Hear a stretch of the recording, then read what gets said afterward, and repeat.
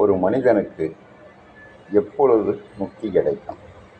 எப்படி வாழ்ந்தால் முக்தி கிடைக்கும்? திருவள்ளுவர் என்ன கூறுகிறார்? ஒரு மனிதனுக்கு அவனுக்குரிய வர்ணத்தோடு ஒழுக்கத்தோடு வாழ்பவன், அப்படி அறத்தோடு வாழ்பவன் பாவம் தேயும். அறத்தோடு வாழ்ந்தால் பாவம் தேயும். பாவம் தேய அறியாமை நீங்கும். அறியாமை நீங்க நித்திய அனித்தியங்களது உண்மை புரியும். அப்படி நித்திய அனித்தியங்களது உண்மை புரிந்தால் மெய்யுணர்வு பிறக்கும். அப்படி மெய்யுணர்வு பிறந்தால் யோக பயிற்சியில் ஈடுபடுவான்.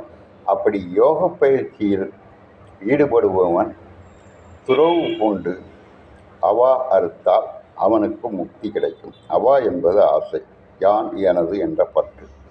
ஒரு மனிதன் இப்படித்தான் வளர வேண்டும், வாழ வேண்டும், அப்பொழுதுதான் முக்தி கிடைக்கும் என்பார்.